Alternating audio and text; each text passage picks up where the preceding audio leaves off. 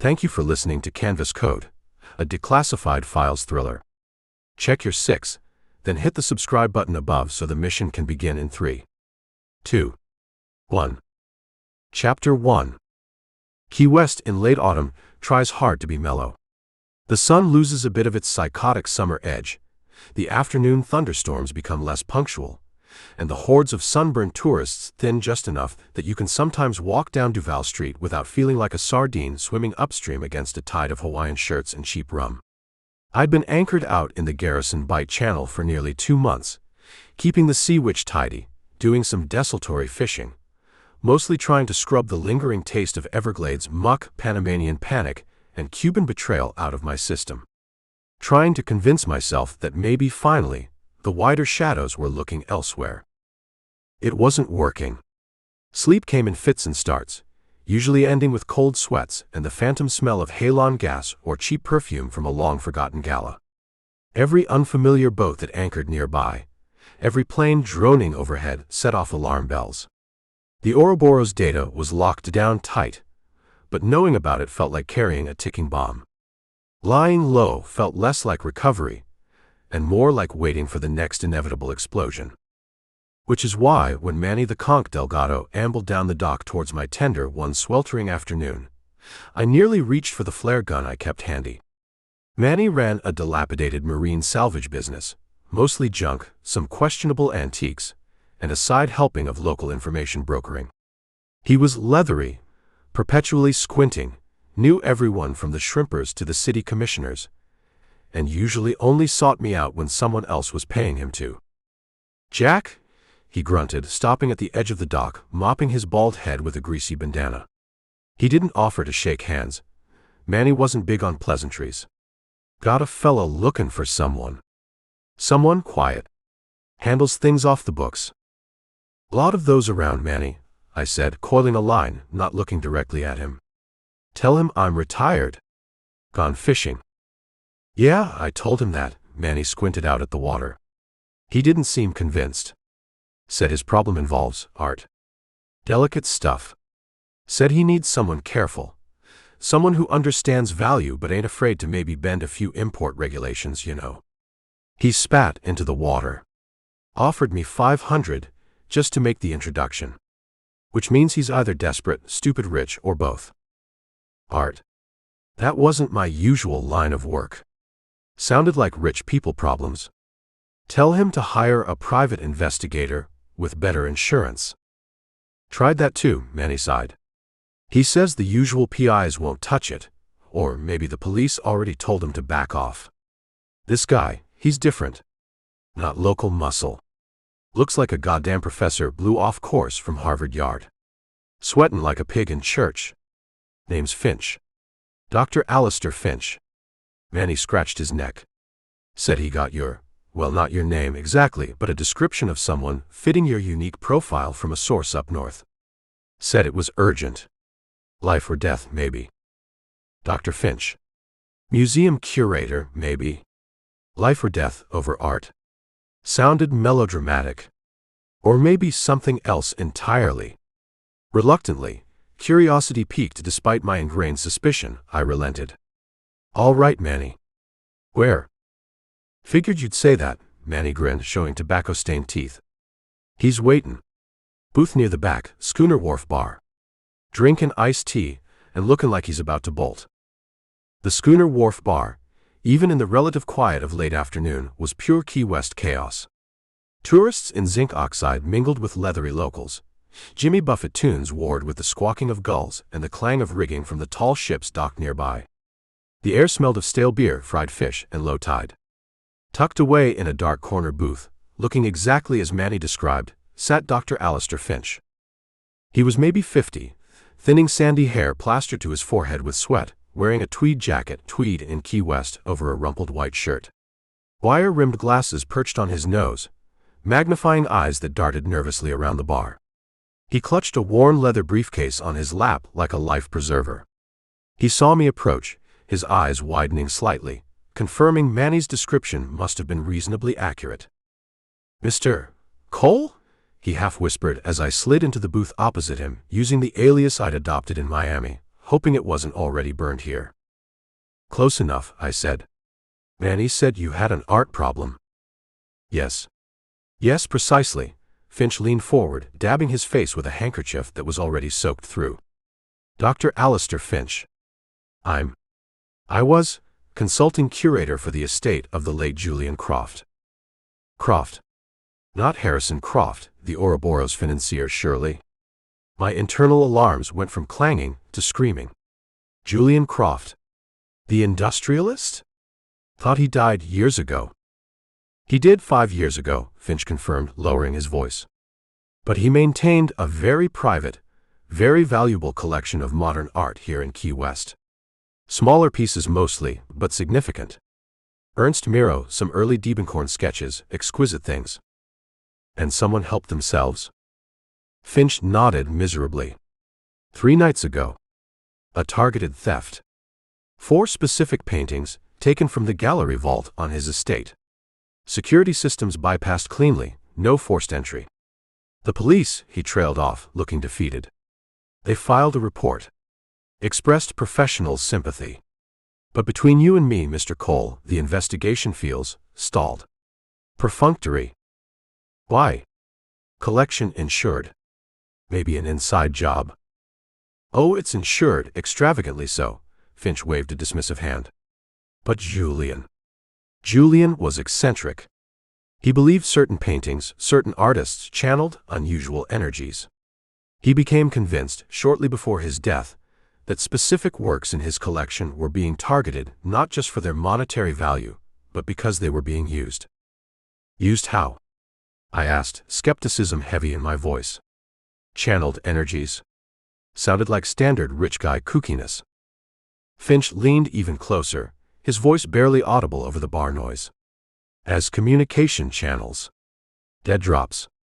He believed certain, clandestine groups, specifically elite computer hackers, were embedding encrypted messages within the digital provenance records, or even within the physical layers of paint using advanced micro-imaging techniques, passing information under the guise of art sales and loans.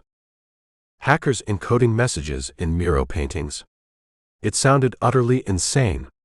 A con, maybe. Finch, trying to recover stolen art by hiring muscle with a crazy story. Doctor, that sounds far-fetched. I know. Finch wrung his hands. I thought Julian was succumbing to paranoia in his final years. But the way these specific 4 paintings were taken, bypassing security that should have been foolproof, it suggests expertise beyond typical art thieves. And then there's this. He fumbled with his briefcase, pulling out a glossy photograph. It showed a section of the gallery wall where one of the paintings had hung. Scrawled almost invisibly on the wall beneath, in what looked like chalk dust, was a symbol. My breath caught. It wasn't exact, but the resemblance was undeniable. A stylized serpent, looping back on itself, almost consuming its tail. An Ouroboros. Not the exact Ouroboros with the electronic node I'd seen linked to Vance, but close enough to make the hairs on my neck stand up. Coincidence? Or was the syndicate involved in stealing paintings, encoded with hacker messages? The biotech connection suddenly didn't seem so far-fetched if they were also playing in the cyber realm. Who else knows about this theory? About the symbol?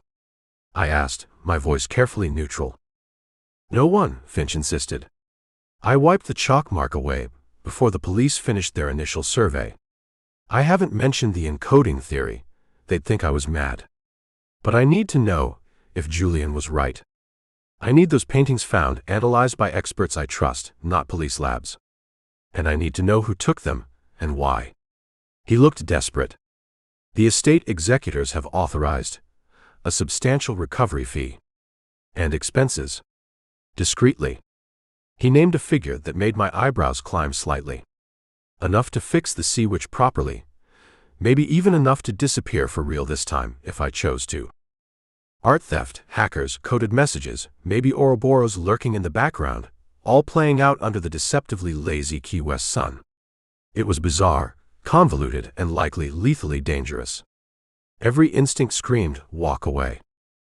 But the Ouroboros symbol, that changed the calculation. This wasn't just about stolen art. It was another potential thread, another piece of the puzzle I'd been chasing or running from since Florida shadows blew up my life. "All right, Dr. Finch," I sighed, pushing aside my skepticism, feeling the familiar resignation settle in. "Let's say I take a preliminary look." "No guarantees. Where do I start?" Finch visibly sagged with relief. "Thank you, Mr. Cole. Thank you. Start with the Key West art scene. Julian bought and sold frequently, often through private dealers, galleries here. Someone must know something about who might target those specific pieces or who deals in unusual artistic communication. The Key West art scene. Galleries, dealers, wealthy collectors, maybe hackers hiding behind canvases. Sounded like a whole new species of snake to handle. I signaled the waitress for another drink. Looked like my quiet retirement in the Keys was officially over before it even began. Chapter 2. Transforming from Jack Kincaid, wary boat hermit nursing old wounds, into Robert Cole, eccentric art collector with deep pockets and questionable taste, required more than just changing shirts. It required cash, thankfully provided in a thick, untraceable bundle by the anxious Dr. Finch, and a certain amount of theatrical flair I usually reserved for deep cover infiltration.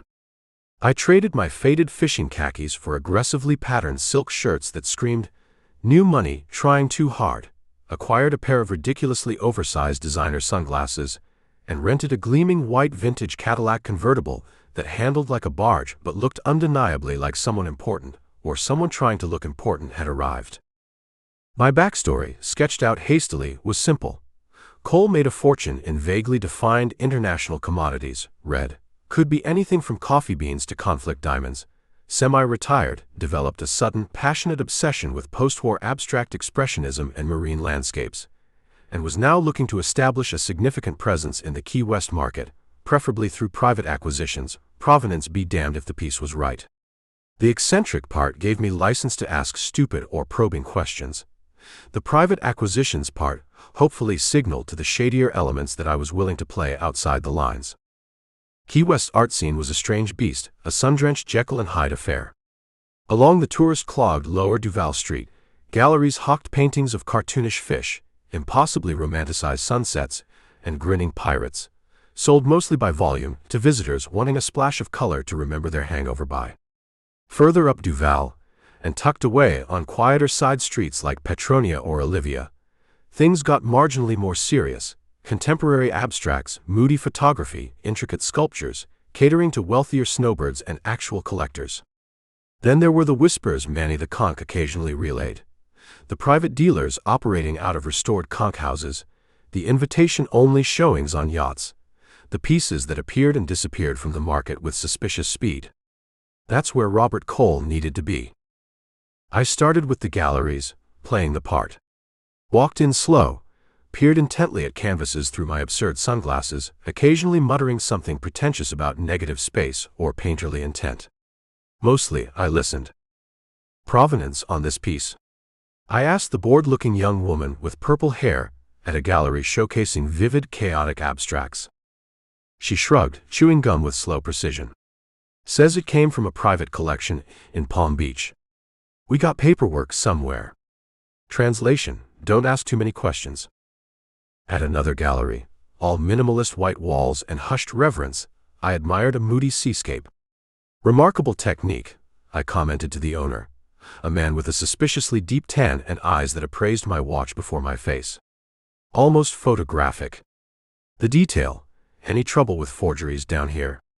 Must be hard to tell with work this precise." He gave me a tight smile. "We authenticate rigorously, Mr. Cole. Our reputation depends on it." He paused. "Of course, there are always stories. Less reputable dealers handling pieces of ambiguous origin. One hears things." He let the implication hang there, an invitation I wasn't ready to accept yet. I made contact with a couple of private dealers Manny had vaguely pointed me towards. One, a flamboyant character named Julian Thorpe, who operated out of a stunning bougainvillea-draped house in the Truman Annex, showed me works in a back room lined with velvet, whispering conspiratorially about their impeccable but discreet histories. He seemed more interested in gauging the depth of my wallet than discussing art. The other, a woman named Sylvie Dubois, sharp and businesslike in a studio near the seaport, dealt mostly in maritime antiques, but admitted she occasionally brokered private art sales for clients who valued absolute privacy. Neither seemed directly connected to Finch's stolen paintings, but they were nodes in the network, potential sources. The whispers started to coalesce after a few days of conspicuous consumption and carefully worded inquiries. At a noisy gallery opening reception, free wine, bad cheese, art that looked like a paint factory exploded, I overheard a snatch of conversation between two men who looked like they spent more time on yachts than in studios. Unbelievable copy, one was saying, shaking his head. Looked identical. Even the craquelure. Only reason Henri knew was the pigment analysis didn't match the period. Scary, the other agreed. These new forgers, using digital scanning, AI composition, getting harder to spot every year. Forgeries. High-tech forgeries. That resonated with Finch's paranoia about encoded messages. Later, talking to a cynical bartender at a waterfront dive bar favored by boat captains and local artists avoiding the Duval crawl, the whispers took another turn. Yeah, there's money moving through the art scene, always has been, the bartender said, wiping down the scarred mahogany bar top. He was old, leathery, seen it all twice. But lately, different kind of money. Tech guys. Weird quiet types talking about NFTs and blockchain provenance like it's the holy grail, but still looking to move physical pieces quick and quiet. He leaned closer. Heard something funny the other day. Guy, the first note, does high-res scanning for insurance purposes? Said some private dealer hired him to scan some modern pieces, but wanted layered scans. Infrared, ultraviolet, looking for underdrawings, revisions, stuff way beyond standard authentication. Said it felt like they weren't looking at the painting, but through it. Like they were reading something inside it. Reading something inside the painting. Layered scans. That wasn't just authentication. That sounded like searching for embedded data. Finch's crazy theory suddenly felt less crazy, more chillingly plausible. Hackers using modern art as a high-bandwidth, untraceable communication channel. In Key West, the laid-back, slightly tipsy charm of the island city suddenly felt thin, like cheap varnish over rotten wood. The stolen paintings weren't just valuable objects. They were potentially carriers, physical hard drives disguised as canvases, moving through a network of dealers and collectors who might be spies, criminals, or simply oblivious pawns. And the Ouroboros symbol Finch found. Maybe it wasn't just a random tag. Maybe it was the signature of the network using this method. I paid the bartender, leaving a generous tip, and walked out into the warm, sticky night. The sounds of distant revelry drifted on the breeze. Robert Cole, the eccentric collector, had successfully entered the scene. He'd heard the whispers. Now Jack Kincaid needed to follow those whispers down the rabbit hole, towards the forgers, the syndicate, and the dangerous intersection of art, code, and conspiracy lurking just beneath Key West's postcard-perfect surface. My next stop: find out who was making forgeries good enough to fool the experts, and why they might be embedding secrets within them. Chapter 3. The laid-back Key West vibe was starting to feel like cheap perfume, masking the smell of something rotten underneath. High-tech forgeries good enough to fool experts, layered scanning techniques looking for data inside paintings, tech guys moving physical art quietly. It all circled back to Dr. Finch's seemingly paranoid theories about encoded messages and hackers. Add the Ouroboros-like symbol found at the theft site, and my gut told me this wasn't just about recovering a few stolen masterpieces for an anxious curator. This was something else. Something connected. My next move was to find the source of these supposed super forgeries. Of the private dealers I'd met, Julian Thorpe struck me as a blowhard, more interested in fluffing provenance than procuring fakes. Sylvie Dubois, however, the cool, pragmatic dealer down by the seaport, she had an edge. She dealt in things with murky pasts, clients who valued privacy. She might know who catered to the really discreet end of the market. I arranged another meeting, this time at her cluttered studio, ostensibly to discuss a potential acquisition, a questionable 18th century nautical chart she'd hinted at earlier. The studio smelled of old paper, brine, and maybe a hint of Sylvie's expensive French perfume. Maps and ship models lined the walls, a deliberate stagecraft suggesting salty history and legitimate trade. "Mr. Cole," she greeted me coolly, offering coffee in a delicate china cup. "You seemed intrigued by the Piri Reis speculation chart." "Fascinating piece," I agreed, taking the coffee. "But my interests are diversifying. I have a client, you see. Extremely wealthy, extremely private. He has a particular fondness for Diebenkorn's Ocean Park series. Unfortunately, the best examples rarely come up for public auction." I took a sip of the coffee. Too bitter. "He requires a placeholder. Something visually identical, perfect in every detail, down to the craquelure and canvas weave. Something to fill a space on his yacht's bulkhead until an original can be sourced." I let the implication hang there. Naturally, provenance is not only unnecessary, it's undesirable. And the budget reflects the required quality and discretion. Sylvie's carefully composed expression didn't change, but her eyes narrowed almost imperceptibly. She knew exactly what I was asking for, a top-tier, undetectable forgery. "Mr. Cole," she said slowly, choosing her words, "my expertise lies in maritime antiques. I don't typically handle contemporary paintings, especially not commissions of that specific nature." "But you hear things," I countered, leaning forward slightly, dropping the affable collector pretense, letting a bit of coldness seep into my voice. "Robert Cole, the ruthless commodities trader, making an appearance. You know the players down here, Sylvie. Who does the best work? The kind nobody questions. The kind that might even pass. Advanced technical analysis." I pulled out a thick envelope, part of Finch's expense fund, and placed it casually on the chart table between us. "My client values quality above all else. And absolute discretion." She eyed the envelope, then me. A silent calculation flickered behind her eyes. She was weighing greed against risk, trying to gauge how dangerous Robert Cole really was. "There are artisans," she said finally, her voice low, cautious. "Specialists. They don't advertise. They work quietly, usually on commission through intermediaries. Intermediaries like you." She gave a small, non-committal shrug. "Occasionally, for trusted clients with unique needs." "My client has unique needs," I repeated. "And deep pockets. Point me in the right direction, Sylvie. Consider it a finder's fee."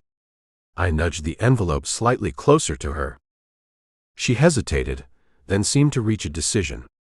"Stock Island?" she murmured, avoiding my eyes now, focusing on rearranging some papers on her desk. "The warehouse complex off Shrimp Road. Ask around the independent boat repair yards for someone needing canvas restoration. Use the name Rembrandt. They'll know who you mean, or who to direct you to." But she finally looked up, her gaze sharp, warning, "These people are serious, Mr. Cole. Not flaky artists. They value their privacy intensely. Don't push too hard." "I appreciate the advice," I said, standing up, leaving the envelope on the table. "My client thanks you for your time." Stock Island was Key West's grimy, unglamorous backyard. A maze of dusty roads, corrugated iron warehouses, boatyards filled with the skeletons of rusting vessels, and rough-looking bars where fishermen drank their breakfast. Shrimp Road ran through the heart of it, lined with warehouses promising everything from marine engine repair to wholesale bait. Asking about canvas restoration and Rembrandt at a couple of the boatyards earned me blank stares or suspicious glares. These guys weren't talkative, especially to outsiders in silk shirts driving vintage Cadillacs, even rented ones. Persistence and the subtle flashing of $100 bills eventually got me a vague direction. Try Warehouse 4C. Backlot. Keep to yourself. Warehouse 4C looked like all the others, anonymous, slightly dilapidated, baking under the afternoon sun. But as I parked down the road, settling in for surveillance, I noticed the differences. The new, heavy-duty security cameras mounted high on the corners, sweeping the perimeter. The lack of typical warehouse traffic. No delivery trucks coming or going, no sounds of machinery. And the men, who occasionally stepped outside for a smoke break. Two of them, dressed in practical work clothes, but they didn't look like warehouse workers or boat mechanics. They moved with a coiled alertness, their eyes constantly scanning, their postures too rigid, too disciplined. One had a bulge under his loose shirt that wasn't a beer belly. I'd seen men like them before, in Zhukov's Everglades facility on Thorne's Havana docks. Syndicate muscle. Ouroboros, standard issue. My gut tightened. Sylvie wasn't just pointing me towards a forger. She'd sent me straight to a syndicate operation. This wasn't just about encoding messages. This was the syndicate, using art forgery as a front or a tool. Patient observation confirmed it. Shift changes happen with military precision. A black sedan with tinted windows arrived late in the afternoon, dropping off someone who went inside quickly, avoiding scrutiny. Supplies delivered weren't just canvases and paint. I saw crates labeled with electronics company logos, delivered by unmarked vans similar to the ones used in the Miami trafficking operation. This was far more than an art studio. I needed proof. Needed to know what was happening inside, how it linked to Finch's stolen paintings and the cyber warfare angle. Waiting until deep night, long after the last light inside Warehouse 4C went out, I made my move. Bypassing the cameras required careful timing and exploiting blind spots. The locks on a rear personnel door were surprisingly standard.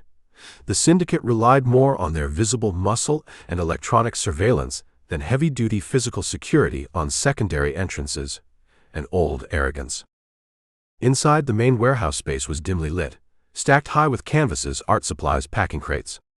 It smelled sharply of turpentine oils and something else, ozone-like active electronics. In a partitioned-off section at the back, under brighter lights, was the studio itself. High-tech easels stood beside large-format printers, chemical analysis equipment, and computer workstations displaying complex graphic renderings. Forgeries in progress, paintings in styles matching the artists Finch mentioned, lay on tables, some looking finished, others in various stages. But it was what lay beside the art supplies that confirmed everything. Spools of micro-thin conductive filament. Specialized resin printers capable of embedding circuitry within substrate layers. And discarded in a waste bin beneath a CAD workstation displaying what looked like circuit diagrams overlaid on a Diebenkorn sketch, crumpled printouts. I smoothed one out. Notes. Cryptic references. Embed financial exploit payload version 3.7 within primary cerulean layer. Key sync via provenance blockchain entry. Target. Swift interbank node Zurich activation sequence tied to auction final gavel. Financial exploits. Targeting Swiss banking nodes. Activated via auction. Using forged paintings as the delivery mechanism. It wasn't just encoded messages. The paintings were the weapon or the key to unleashing it. Ouroboros was weaponizing art for international cyber warfare, aiming directly at the heart of the global financial system. I photographed the notes, the equipment, the canvases, my mind struggling to process the sheer audacity, the terrifying convergence of high art and high-tech destruction. This Key West operation wasn't some sideline. It was a critical node in a sophisticated cyber offensive. And I had just stumbled right into the middle of it. I retreated as silently as I came, leaving Warehouse 4C behind, the smell of turpentine mingling with the chilling scent of impending digital catastrophe.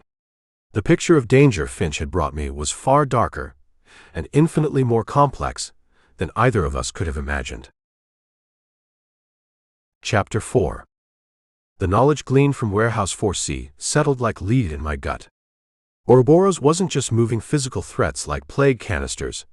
They were weaponizing art, embedding financial exploits into forged masterpieces, likely using the international art market's complex, often opaque channels for delivery.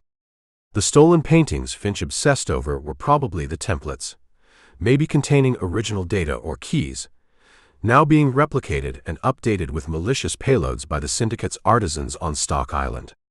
My next step had to be intercepting one of these loaded forgeries before it reached its intended buyer, before the payload could be activated. Getting Finch back on a secure comm channel was trickier now. My Robert Cole cover might be vaguely known to the syndicate after my nosing around Stock Island. even if they didn't connect me directly to the warehouse B&E. I used a layered approach. Public Wi-Fi hotspots, multiple VPNs, Sully acting as a blind relay, to send Finch the encrypted photos and my assessment. High-tech forgeries confirmed, likely carrying dangerous code, syndicate involvement definite. I needed intel on distribution. Upcoming sales, private viewings, anything involving pieces matching the stolen works or originating from suspect dealers like Dubois or Thorpe. Finch, to his credit, didn't panic, though his return message crackled with academic anxiety. Good Lord, cyber warfare, embedded data. Julian was right. Must proceed with utmost caution. Cross-referenced recent acquisitions by known private collectors with links to offshore finance. Strong probability lot 17 at tonight's Atherton Estate auction matches profile. Diebenkorn Ocean Park study. Impeccable forgery surfaced recently via Swiss intermediary. Invitation secured under Cole identity.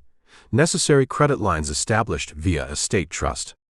Acquisition critical Cole. Retrieve lot 17 at all costs. The Atherton Estate. Perched on Sunset Key, the hyper-exclusive private island accessible only by ferry, playground of billionaires and discreet celebrities. An auction there wouldn't be listed in the local paper. Invitation only, maximum security, minimum visibility. Perfect place for Ouroboros to pass their weaponized art to a knowing buyer. And Finch, using the clout, or maybe the fear, associated with the late Julian Croft's name, had gotten me in. At all costs. Easy for him to say. Getting Robert Cole cleaned up and ferried over to Sunset Key felt surreal after days spent lurking around dusty warehouses and grimy marinas. The rented Cadillac, thankfully not yet flagged by anyone looking for me after the police raid fiasco back in Miami. Different alias then, thankfully, still purred ostentatiously. The silk shirt felt like a costume. On the short ferry ride across the impossibly turquoise water, flanked by sleek yachts and mangrove shorelines, I watched the other passengers, tanned men in expensive linen, talking quietly on satellite phones, women with surgically enhanced serenity and diamond-crusted wrists. My potential bidding rivals, or maybe just rich folks looking for another trophy for the wall. Impossible to tell. The Atherton estate itself was a sprawling, neo-Mediterranean monstrosity, all arches, terraces, and imported Italian marble, spilling down towards a private beach. The auction was being held in the Grand Salon, a vast room with soaring ceilings and French doors open to the manicured gardens and the sunset over the water. Waiters moved silently with trays of champagne that probably cost more per bottle than my monthly boat maintenance. The air hummed with quiet wealth and the predatory tension that always underlies high-stakes bidding. I circulated, playing Cole the eccentric collector, nodding vaguely at people, peering closely at the art displayed for pre-auction viewing, trying to look discerning while actually scanning the crowd, the security, the potential players. I saw Thorpe, the flamboyant dealer, holding court near a hideous abstract sculpture. Saw a couple of faces that felt vaguely familiar from international finance news feeds, the kind associated with offshore havens and regulatory scrutiny. And then, across the room, leaning against a pillar, watching the crowd with cool amusement, I saw Lars. My blood ran cold. The rival operative from Costa Rica. Here. Was he after the painting too? Working for his dissenting shareholders? Or just keeping tabs on Ouroboros' operations, or on me? He met my eyes briefly, gave an almost imperceptible nod, devoid of threat but loaded with meaning. I see you. Then he turned his attention back to the room, melting into the background. Great. Just what I needed. The auction began. Lesser pieces first. Landscapes, portraits, some dreary historical stuff. Bids were placed with quiet nods, subtle lifts of numbered paddles. Then lot 17 appeared on the display easel, illuminated by spotlights. The Diebenkorn study. Even to my untrained eye, it looked good. The colors, the composition, the feel of the California coast, a perfect imitation. The auctioneer, smooth as polished jade, started the bidding. It climbed quickly. 50,000. 75. 100. A man with cold eyes and a Russian accent I recognized vaguely from Zhukov's Periphery, back on the yacht, bid aggressively. A woman representing a Zurich holding company countered. Then a quiet man in the back, identified only by a paddle number, jumped the bid significantly. Lars watched impassively from his pillar. This was it. Finch wanted it at all costs. I lifted my own paddle, joining the fray. 150, I called out, my voice sounding unnaturally loud in the hushed room, drawing glances. Cole the eccentric wasn't shy about spending. The Russian bidder countered instantly. 175. The Zurich woman dropped out. It was down to me, the Russian, and the quiet man in the back. 200, I said, keeping my expression bored, as if discussing the weather. The quiet man raised his paddle again. 225.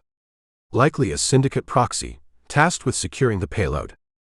The Russian hesitated, conferred briefly with an aide, then shook his head. 250,000, I said clearly, looking straight at the quiet man. A significant jump. Testing his limits, establishing Cole's impulsive obsession. He looked surprised, maybe annoyed. He conferred with someone via a hidden earpiece, then reluctantly lowered his paddle. $250,000, the auctioneer intoned, scanning the room. Fair warning. Sold. The gavel cracked. To bidder number, he checked his sheet, 23. Congratulations, Mr. Cole. A ripple of murmurs went through the room. Cole, the new player, had just dropped $250,000 on a Diebenkorn study of debatable authenticity. Perfect. I'd made myself memorable, exactly what I usually avoided, but I had the painting. Arranging secure transport back to the mainland, via the estate's concierge, felt like walking through molasses. My nerves were screaming to get the painting somewhere private, examine it immediately. Finally, locked inside a sterile viewing room provided by the auction house's secure logistics partner back in Key West, supposedly for final inspection before crating, I had my chance. Dismissing the hovering attendant, I carefully removed the painting from its ornate frame. Checked the back, canvas looked right, stretcher bars appropriately aged. Then, running my fingers slowly, meticulously along the bottom edge of the canvas, tucked right against the groove where the frame had rested, I felt it. Infinitesimally small, barely a bump in the weave. Using a jeweler's loupe I carried for close work, I found it. Not a microdot. Something finer. A single strand, almost invisible, woven into the canvas itself, exhibiting a faint, unnatural sheen under magnification. A fiber optic filament? Embedded during the forgery process. This was the clue. Not the data itself, perhaps, but the carrier. A high-tech message hidden in plain sight, waiting for the right reader, the right light frequency, the right decryption key. Ouroboros wasn't just embedding code. They were weaving it into the fabric of the art itself. I carefully replaced the painting in its frame. I had the package. Now, I just needed to figure out how to read the mail and stop it from being delivered. And I had a feeling Lars and the syndicate proxy I'd outbid wouldn't make that easy. Chapter 5. Getting the Diebenkorn study out of the secure logistics facility and away from prying eyes felt like smuggling state secrets, which, I was rapidly concluding, wasn't far from the truth. I declined the offered armored transport back to Sunset Key. Prefer to handle acquisitions personally, Cole the eccentric mumbled, instead supervising its careful loading into the back of my rented vintage caddy under the watchful, slightly amused gaze of the facility manager, and I suspected less amused syndicate observers melting into the background.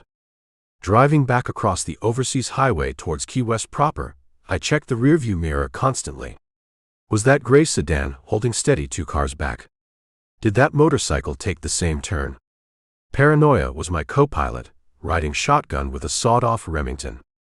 The Sea Witch was out. Too exposed, too easily watched, too hard to secure the painting properly. I needed anonymity, electricity, and privacy. I found it, predictably, in a slightly run-down motel on North Roosevelt Boulevard, the strip leading into Old Town that catered more to budget tourists and traveling salesmen than the art-collecting elite. The Conch Republic Inn, faded pink paint, flickering neon, questionable plumbing, perfect. I paid cash for 2 nights under another disposable alias Finch's funds could cover. Arthur Bishop, freelance appraiser. and lugged the heavily crated painting into a room overlooking the parking lot and a mangrove-choked canal. Once inside, door bolted, cheap curtains drawn, I carefully uncrated the Diebenkorn forgery. In the harsh motel room light, it still looked unnervingly good. The broad strokes of color, capturing the hazy California light, the textured layers. Whoever the syndicate's forger was, they possessed serious talent. Or maybe, terrifyingly, access to technology that made talent almost irrelevant. I located the fiber optic filament again, using the jeweler's loop Finch had provided, along with the auction funds. It was barely visible, woven seamlessly into the canvas weave near the lower right edge, almost disappearing into a patch of deep indigo paint. Thinner than a human hair. How the hell was I supposed to read data off that? This wasn't a USB drive hidden in a frame. This was next-level clandestine communication. Time to call in the cavalry. Or rather, the one-man cavalry division, operating out of God knows where with an arsenal of keyboards and decryption algorithms. I powered up my secure burner tablet, established the multi-layered connection to Sully, triple-checking the encryption protocols.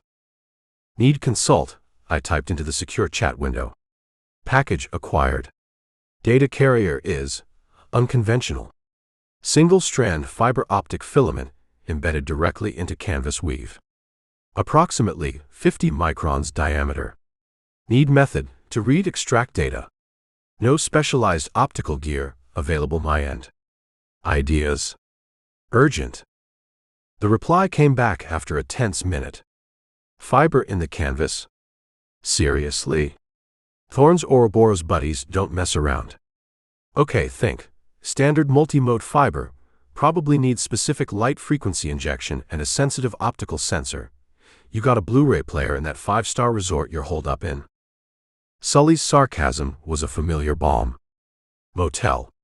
No Blu-ray. Got a basic toolkit, multimeter, soldering iron from the emergency kit. What else? Right. Low-budget spook work. Okay, find a cheap laser pointer, red preferably, consistent wavelength. Need to cannibalize it for the diode. Then need a light sensor, shit. Okay, plan B, your tablet camera sensor. Might be sensitive enough if we strip away the IR filter and rig a focus lens. Got a magnifying glass. Strong one? The next hour was a masterclass in Sully's remote technical wizardry and my own fumbling improvisation. Following his terse instructions relayed via encrypted text, voice comms were too risky. I disassembled a cheap laser pointer bought from a nearby souvenir shop, carefully extracting the tiny laser diode. Then came the nerve-wracking part, modifying the burner tablet's camera.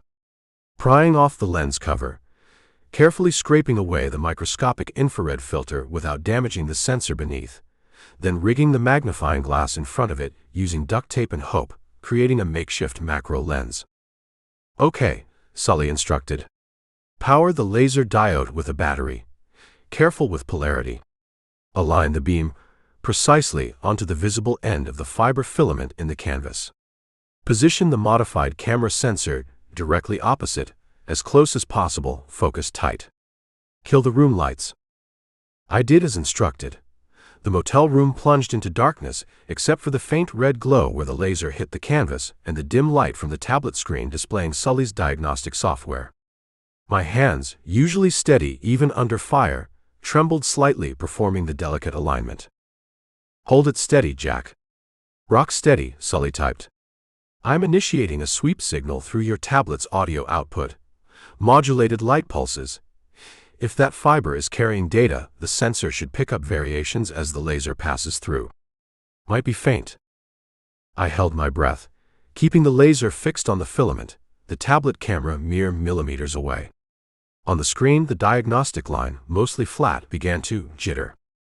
Tiny spikes, almost imperceptible at first, then forming a rhythmic, complex pattern. Got something. Sully's text flashed. Weak signal, noisy as hell, but definitely data.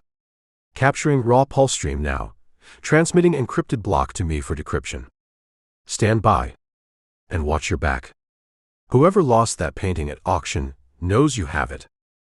The weight was excruciating. I kept the makeshift rig steady, imagining syndicate operatives closing in, picturing Lars leaning against the motel room door. The silence stretched, broken only by the hum of the ancient air conditioner and my own heartbeat. Finally Sully's reply came through, not text this time, but a secure encrypted voice link, his tone grim. "Jack, you are not going to believe this." "Try me," I said, my voice hoarse. "It's not just messages. It's code. Executable code. A multi-stage digital weapon.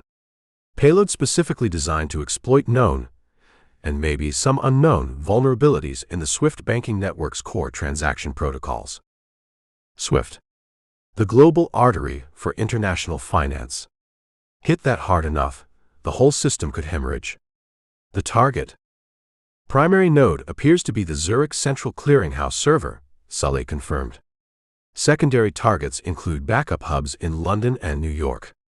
This isn't just robbery, Jack. This is designed to shatter confidence, trigger global market panic.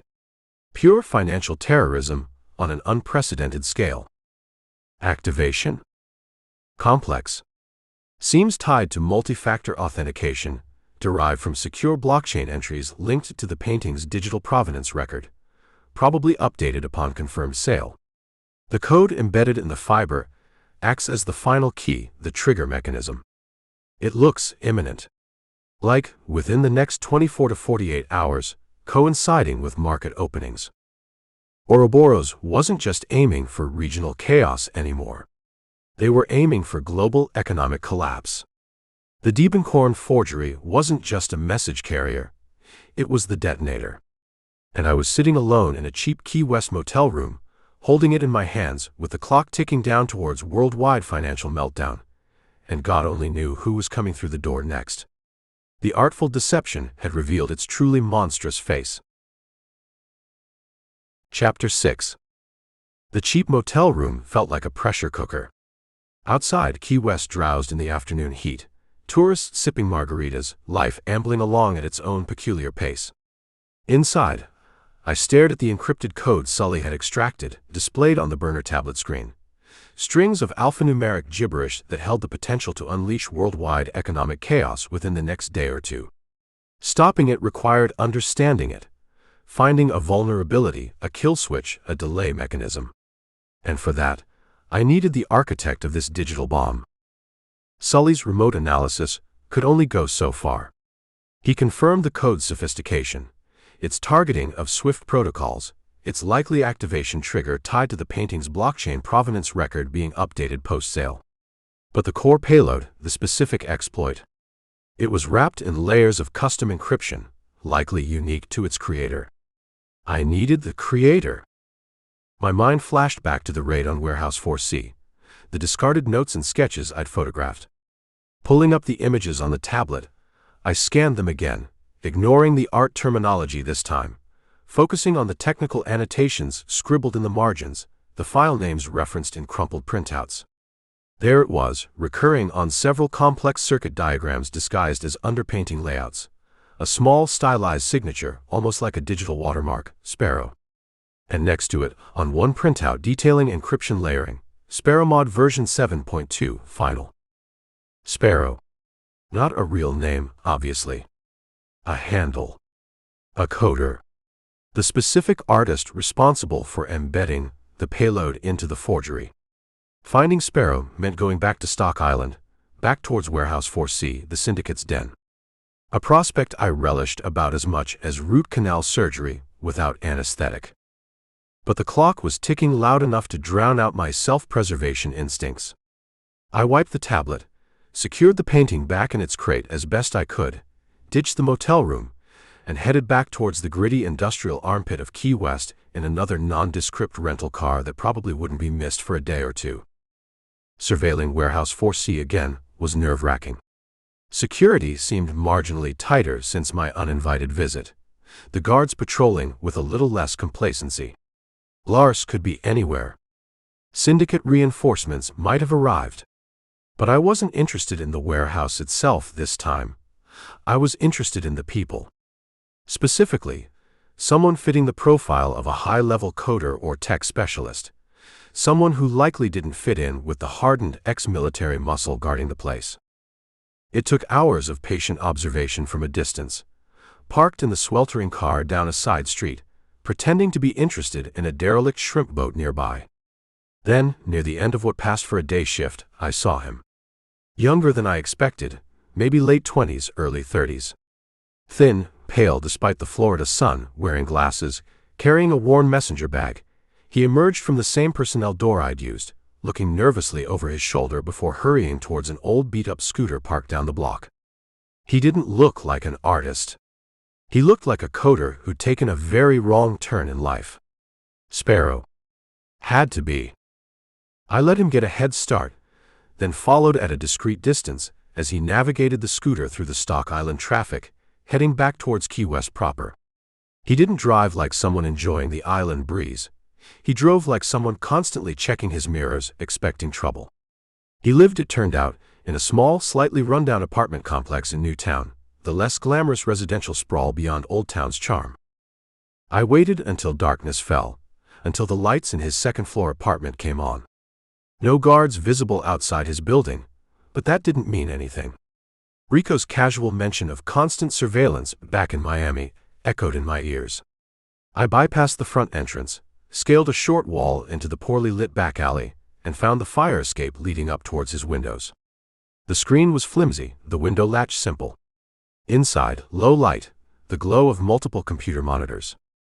He was sitting hunched over a keyboard, absorbed, tapping away furiously. Looked like he brought his work home with him.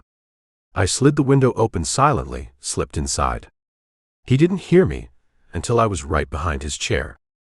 "Working late, Sparrow?" I asked quietly. He yelped, spinning around so fast his chair almost tipped over. His eyes behind the glasses were wide with sheer terror. He looked like a startled rabbit, cornered by a wolf. Who are you? How did you get in here?" "Doesn't matter," I said, keeping my voice calm, low. Showing him my empty hands, keeping the pistol tucked out of sight but ready. "I know what you're doing at Warehouse 4C. I know about the Diebenkorn study, sold last night. I know about the fiber optic filament. And I know about Project Nightingale." I used the code name from the bioweapon manifest Rostova found, hoping it was an internal Ouroboros designation that might resonate, so confusion make him think I was deeper inside than I was. His face went impossibly paler. He started trembling. "Nightingale? I don't know anything about that. I work on the digital provenance, the encryption layers for the art." "Cut the crap," I snapped, stepping closer. I saw the notes. Financial exploit payload, version 3.7. Targeting Swift Zurich. Activation via blockchain update. Your signature, Sparrow, was all over the encryption protocols. You built the trigger. He squeezed his eyes shut, shaking his head frantically. "They made me. They have my sister. Back in Tallinn, they sent me pictures, said they'd hurt her if I didn't cooperate." The words tumbled out in a rush, choked with fear and desperation. "I was a game developer, specialized in secure microtransactions. They found me online, offered me a job. Secure data embedding for high-value assets, sounded cutting edge. Then I got here, saw the guards, the operation, tried to back out, then they showed me the pictures of Lena." His terror felt utterly genuine. Another coerced expert, like Rostova, trapped in Ouroboros' web, their skills twisted into weapons. "Who are they?" I pressed. "Who runs the warehouse? Who gives you the payload code?" I don't know names," he stammered.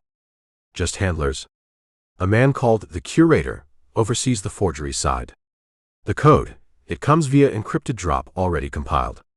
My job is just to weave it into the painting's data structure, embed the filament carrier, make it undetectable until activated by the final provenance key update after a verified sale." He looked utterly broken. I didn't know what it would do, not specifically. Not until I analyzed the payload structure myself. Dear God, it could crash everything. "It will," I said grimly. "Activation window opens in less than 24 hours now. Maybe sooner, since the auction completed." I needed his help. Needed it desperately. But trusting him? Listen to me, Sparrow, whatever your real name is. I'm not with the people who have your sister. I'm trying to stop this attack. But I need to understand the code. Are there failsafes? Backdoors you built in? Can it be neutralized remotely? He looked up at me, hope warring with terror in his eyes. Neutralized? Maybe, theoretically. I built in a diagnostic subroutine, a canary sequence. If I could access the target network just before activation, maybe inject a nullifying command string. He trailed off, shaking his head. But accessing Swift and bypassing Ouroboros' own network security around the payload delivery. Impossible. And if they trace it back to me? Lena. We worry about Lena later, I said, maybe lying, maybe not. Right now, we stop the financial apocalypse. Can you access that subroutine? Can you write the nullifying command? He hesitated, chewing his lip, glancing towards his monitors. He was trapped between the syndicate, who held his sister hostage, and the potential global chaos he'd unwillingly helped engineer. I might be able to craft the command string, he admitted slowly. But triggering it, getting it past their firewalls at the right moment. And they're watching me, I know they are. If I try anything unusual. Let me worry about the delivery, I said. You focus on the weapon. Can you do it? He looked from me to his screens, then seemed to come to a decision, a flicker of defiance hardening his terrified expression. Yes, he whispered. Yes, I can try. For Lena. And because, dear God, I have to. An uneasy alliance. Forged in fear, desperation, and the looming threat of catastrophe. He was terrified, compromised, potentially unstable. But right now, Sparrow, the coerced coder, the artist of digital destruction, was the only ally I had. And the clock was ticking down towards 0 hour. Chapter 7. The air in the new motel room, this one blessedly anonymous, overlooking a dusty boatyard on Stock Island instead of Tourist Central, was thick with the scent of stale coffee, nervous sweat, and the low hum of Sparrow's multiple hacked-together laptops. He worked with a frantic, jittery energy, fingers flying across keyboards, muttering streams of technical jargon I only half understood. Code scrolled down screens, complex algorithms wrestled with the structure of the Swift exploit, embedded in the Diebenkorn forgery I'd propped carefully against the wall. The polymorphic encryption is elegant, Sparrow admitted grudgingly between sips of lukewarm coffee, his eyes bloodshot behind his glasses. Adapts based on network traffic analysis, makes signature detection almost impossible until the final payload delivery. Whoever designed the core exploit, they're good. Very good. He shuddered. My part was just packaging it. Weaving the activation key into the fiber filament carrier, ensuring it integrated with the blockchain provenance trigger. Can you build the kill switch? I asked, keeping my voice level, trying not to betray the urgency gnawing at my gut. Sully's estimate of 24 to 48 hours felt terrifyingly short. Sparrow pushed his glasses up his nose, chewed on his lip. The nullifying command string, yes, theoretically. I know the handshake protocols, the expected authentication sequence. I can craft a packet that should terminate the exploit before full execution. He gestured helplessly at his screens. But transmitting it at the precise microsecond? Intercepting the activation signal, triggered by the painting's provenance update. That requires access I don't have. Network infrastructure I can't touch from here. And his voice dropped, fear creeping back in. If they detect the attempt, my sister. One step at a time, I said, clapping him lightly on the shoulder, trying to project confidence I didn't feel. You build the counter-agent. I'll figure out the delivery system. While Sparrow wrestled with his code, I focused on the other end of the transaction, the buyers. Who were the players at the Atherton auction, willing to drop serious cash on that specific forgery? Who was meant to receive the key? I set up my own burner tablet, triple-checking the encryption before pinging Sully. Need urgent deep background. Atherton Estate auction, sunset key last night. Lot 17, Diebenkorn forgery. Need IDs and connections for primary losing bidder, Russian male, approximately 50s, tailored suit, possibly named Volkov. And winning underbidder, quiet man, paddle 9, seemed to take instructions via earpiece. Also, any known associates of Digital Hydra dark web forum operating in South Florida, Caribbean Basin. Priority Alpha. Sully, bless his cynical, insomniac heart, responded faster than I expected. Encrypted packets started trickling in, painting a picture that made the cheap motel room feel even colder. Russian male, Sully's first message read. Confirmed, Dmitry Volkov. Ex-SVR Director at S. Illegals. Left service under cloud, after Budapest incident approximately 15 years ago. My breath hitched. Budapest. Thorne's betrayal. Was Volkov connected to Thorne? Or just another player from that era? Now runs Black Sea Security Consulting. Known fixer, liaison for Zhukov Network and other Eastern Bloc Ouroboros factions. Specializes in tech procurement, wet work facilitation. Presence at auction, significant. Suggests high-level syndicate interest, possibly internal competition. So Volkov wasn't just a random bidder.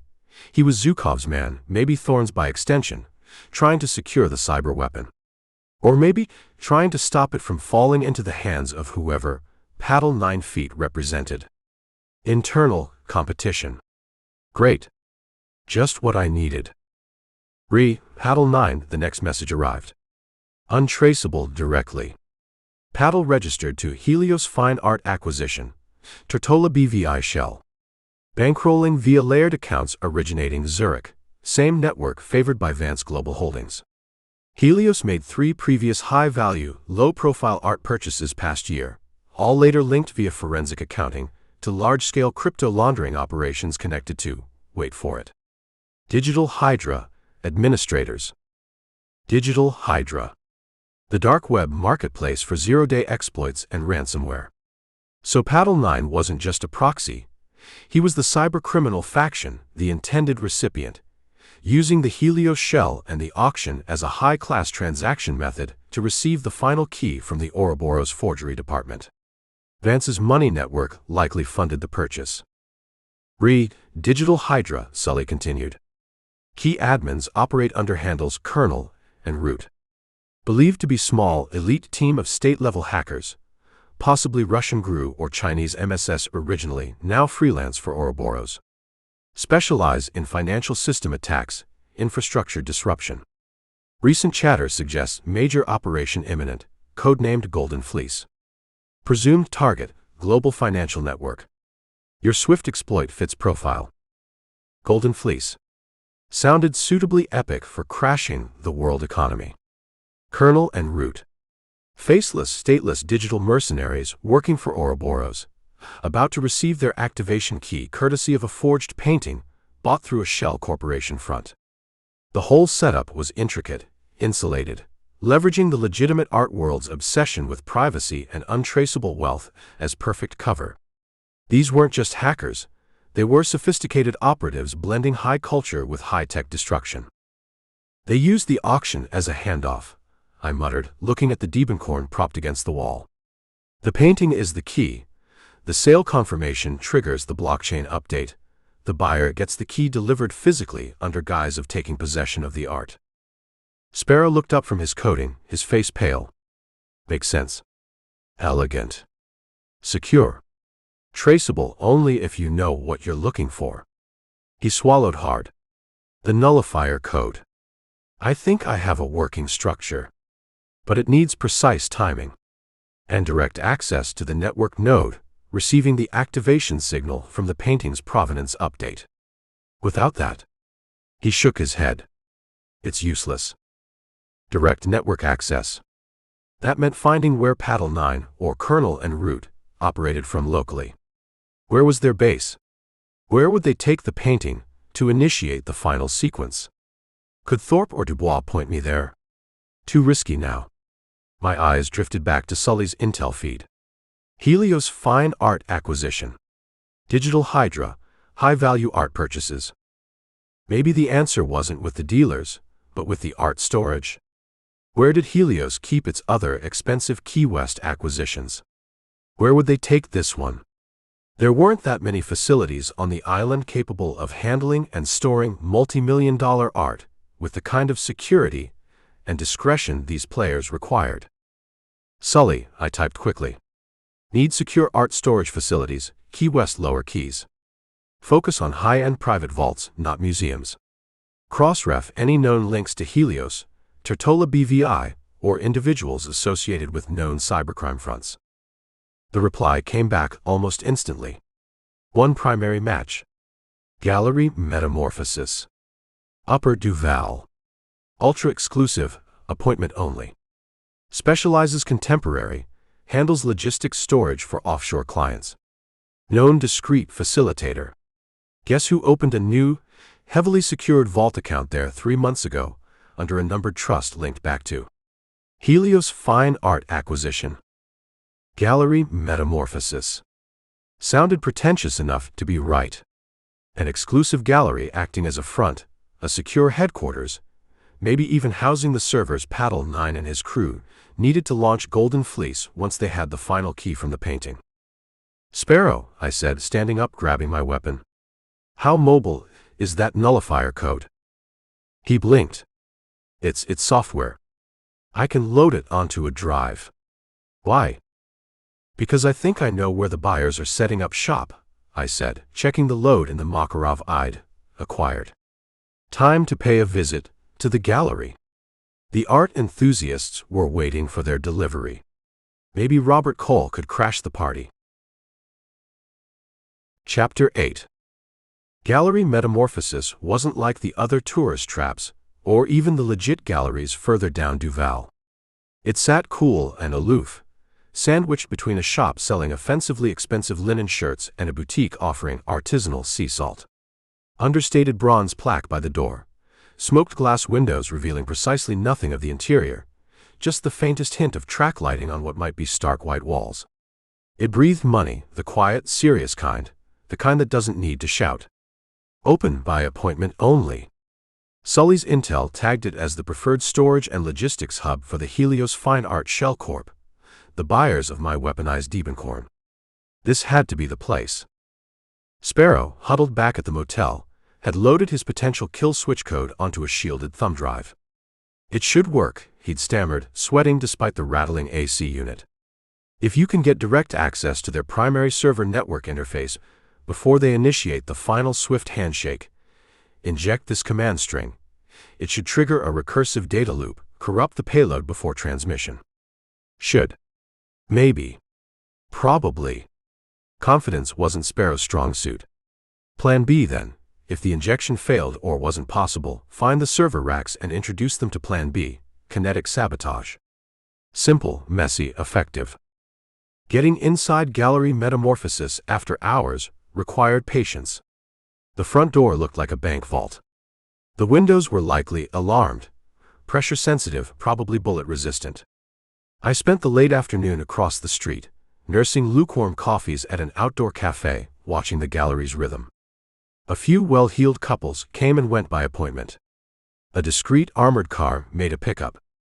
One bored-looking security guard, dressed in a sharp gray suit that didn't quite hide the bulge under his arm, occasionally paced behind the smoked glass. Looked professional, alert. The back alley, however, offered potential. Accessed via a narrow lane choked with overflowing dumpsters from the tapas place next door, the gallery's rear was less fortress-like. One steel service door, likely alarmed, and a couple of small high windows probably leading to storage or restrooms. And crucially, the shared dumpster alcove provided deep shadows and cover right up against the building's rear wall. Waited till 2 a.m.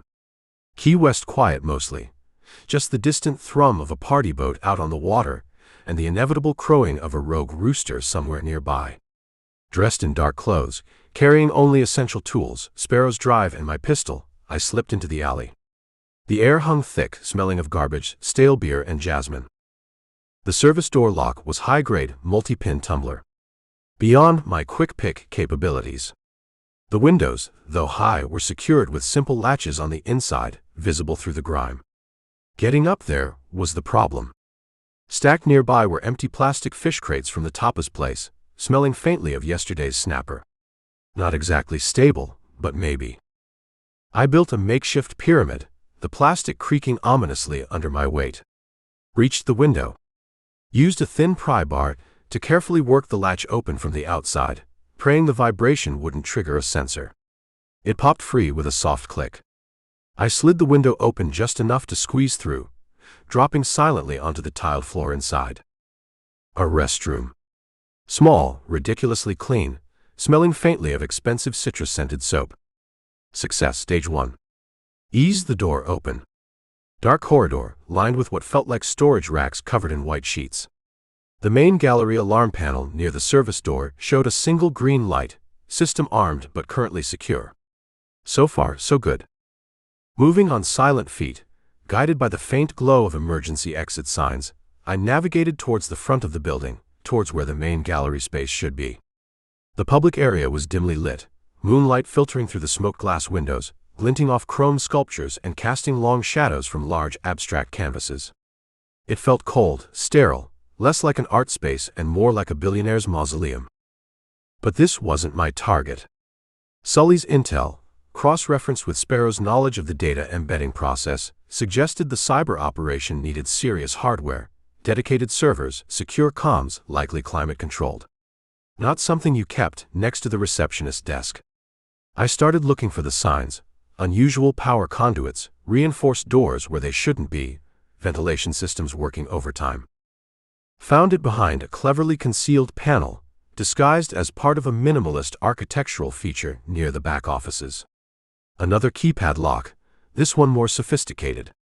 Took me 10 tense minutes using tools Sully had taught me to improvise, bypassing the circuits, feeling the tumblers click.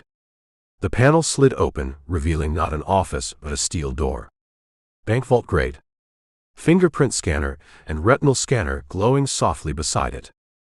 Okay. Plan B wasn't going to involve finesse. This door wasn't opening without authorization or heavy explosives.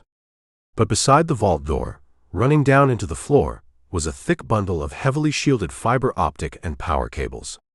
The main data trunk line into the vault, presumably connecting the servers inside to the outside world, or at least the gallery's external network interface where the signal from the painting's provenance update would arrive. This might have to do. Injecting Sparrow's nullifier here wouldn't guarantee it reached the core servers before the attack launched, but cutting this trunk line would definitely sever their connection, blind them, maybe abort the sequence. It was crude, but effective. I pulled out Sparrow's thumb drive anyway, more out of habit than hope.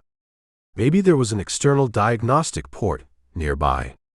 Following the cable bundle, I found where it connected to a heavily secured junction box on the wall. And there, almost hidden beneath the main conduit clamp, was a single standard USB-C maintenance port, probably installed by a tech taking a shortcut, never intended for external access. Sloppy. Or maybe another trap. No time to second guess. The clock was ticking towards market open in Zurich. I plugged Sparrow's drive into the port. The drive's tiny LED blinked, connection recognized. My burner tablet, slaved via a short cable, came alive, displaying the simple command line interface Sparrow had rigged.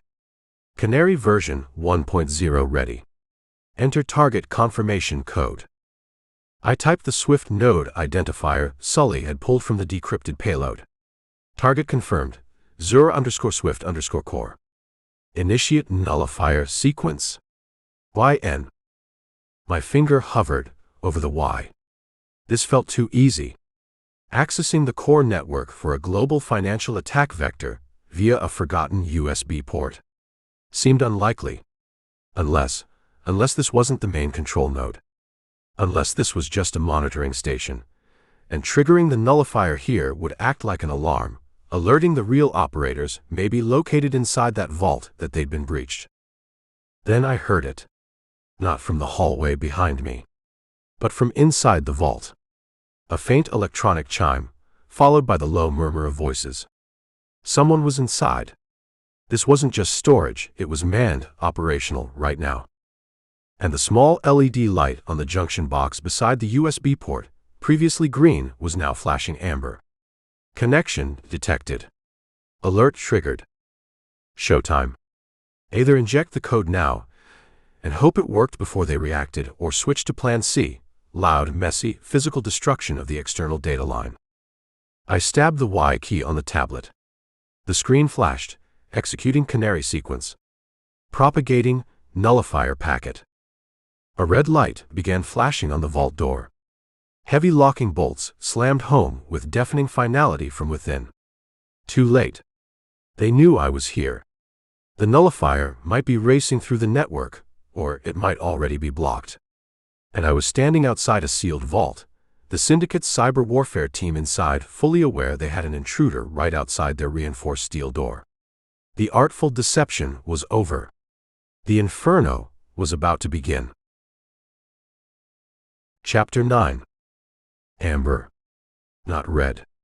Not the full-throated scream of a system-wide breach alarm, but a localized alert. Connection detected. Unauthorized access attempt logged. The Ouroboros tech team inside the vault knew someone had just tried to tickle their network via that maintenance port. They were sealed in, yes, but they wouldn't be idle. They'd be hardening internal defenses, maybe trying to trace my connection, almost certainly alerting external security. I ripped Sparrow's thumb drive from the USB port. Whether his canary sequence nullifier had even started propagating, let alone worked, was anybody's guess, and likely irrelevant now. Time to vanish. I backtracked fast, melting into the shadows of the service corridor outside the vault entrance, pistol ready. Forget finesse, forget the subtle approach. The plan now was simple. Get the hell out of Gallery Metamorphosis before Vance's people, or whoever ran this particular franchise, sealed the exits and started flushing me out like a rat in a drainpipe. My entry point, the restroom window off the back alley, seemed like the only viable path. Rounding a corner back towards the main gallery space, intending to cut across quickly toward the rear service areas, I nearly collided with him. Sparrow. Standing there as if waiting for me, flanked by the two stony-faced guards from Warehouse 4C I deliberately avoided confronting earlier. The ones who looked like they flossed with barbed wire. Sparrow wasn't holding a weapon, but the guards held compact submachine guns, held them casually, professionally, aimed not quite at me but ready to be. Sparrow looked different. The frantic, terrified energy was gone, replaced by a kind of numb resignation, his eyes dull behind his glasses. He wouldn't quite meet my gaze. "Leaving so soon, Kincaid?" he asked, his voice flat. He used my real name. The Robert Cole charade, the Arthur Bishop alias, all irrelevant now. They knew. Or Sparrow did, and he'd told them. "Change of plans," I said, keeping my own voice level, calculating angles, distances, the position of the guards. 2 SMGs against my single Makarov with maybe half a clip left. Bad odds. Your kill switch didn't exactly inspire confidence. A flicker of something, shame, regret, crossed Sparrow's face before vanishing. "It wasn't supposed to," he admitted quietly. The core command string was null. Designed to trigger internal network alerts on execution, confirm the source port. Pinpoint your location. He finally looked at me, misery etched onto his features. I had no choice. They showed me a live feed. My sister Lena, in Tallinn. They had a man right outside her apartment. Said if I didn't cooperate fully, didn't ensure you were contained after accessing the data. He couldn't finish. Betrayed. Again. Not by a cunning double agent this time, but by a terrified kid leveraged by the Syndicate's casual brutality. The oldest trick in the book, because it always worked. My brief flicker of hope for an ally, an inside edge, dissolved into the familiar bitter taste of ashes. So the coercion story was real, I said almost conversationally, stalling, buying microseconds to think. Just not the part about helping me. They forced me, Sparrow whispered, looking away again. Said if I played my part, helped lure you, confirmed you had accessed the painting's data, they might let Lena live. Might. And you believed them? The question hung there, heavy with cynicism born of long experience. Before Sparrow could answer, one of the guards beside him shifted impatiently, murmuring something in what sounded like Czech or Slovak. The other one raised his SMG slightly. Playtime was over. "They want you alive, Kincaid," Sparrow said quickly, translating the unspoken command. "Orders from the curator at the warehouse, relayed from higher up. They want to know who you work for, how you found the studio, how you knew about the painting." Alive. That was marginally better than dead, but usually just postponed the inevitable after a lengthy, unpleasant debriefing involving tools not found in a standard workshop. Not an option. "Sorry, fellas," I said, mostly to the guards. Not really in the mood for Q&A. And then I moved. Not towards them, but sideways, diving behind a ridiculously large abstract metal sculpture that looked like a chrome octopus wrestling a filing cabinet. It wouldn't stop bullets, but it provided momentary visual cover. The SMGs opened up, spitting fire, rounds screaming off the metal sculpture, chewing chunks out of the pristine white gallery wall behind it. I scrambled away just as the sculpture started to tip, crashing to the polished concrete floor with a deafening clang. Used the noise, the confusion. Rolled behind a marble pedestal, displaying a single spotlit vase that probably cost more than my boat. Fired twice towards the guard's last position. Saw Sparrow dive for cover behind a different display. My shots were just noise, making them keep their heads down. Needed a bigger diversion. Needed chaos. Needed the outside world to intrude. My eyes scanned the gallery's ceiling. Smoke detectors. Fire suppression sprinklers. Perfect. I aimed high, towards a cluster of track lights illuminating a particularly garish painting, and emptied the Makarov.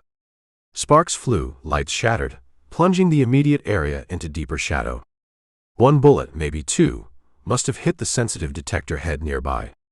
An ear-splitting alarm began to shriek throughout the gallery, painfully loud after the relative quiet. A second later, the overhead sprinklers kicked in, showering the expensive art, the guards, Sparrow, and me in a downpour of stale, chemically treated water. More shouts now, confusion amplified by the noise and the water.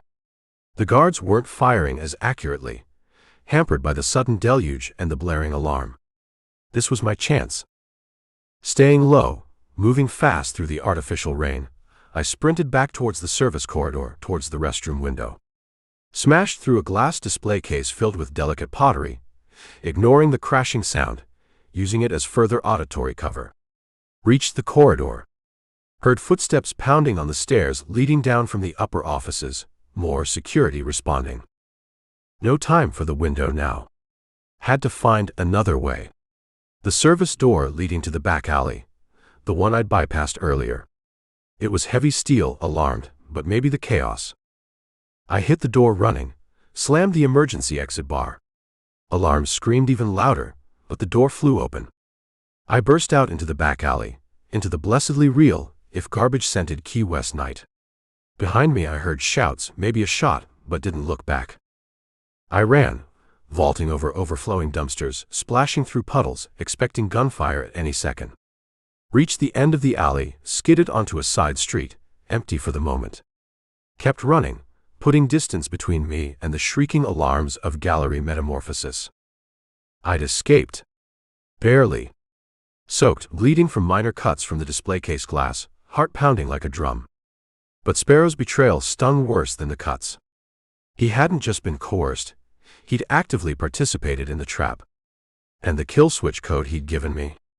Utterly useless, maybe even designed to alert them. The swift attack was still live. The clock was still ticking. And now Ouroboros knew, without a doubt, that I was onto their Key West operation, knew I had possessed their weaponized painting, knew I understood at least part of their cyber warfare plan. My value as a potential asset had just plummeted. My status as a target for immediate elimination had just skyrocketed. And I was alone again, running through the back streets of paradise, the taste of betrayal bitter in my mouth. Chapter 10. Hitting the humid Key West night, after bursting out of the gallery's back alley, felt like surfacing for air, after being held under too long. Sirens, fire trucks now, responding to the sprinkler system and alarms I'd triggered, converged on Upper Duval, adding to the general late-night chaos. That bought me moments, maybe minutes. Sparrow's betrayal, meant the nullifier code was garbage, maybe even a trap itself. The cyber attack on Swift was still live, the clock somewhere near T-minus 20 hours and counting down fast. My attempt to cut the head off the snake at the server room had failed. What now? The syndicate knew I was onto them, knew I'd possessed at least one of the encoded paintings. They wouldn't just shrug and call off the attack. They'd accelerate.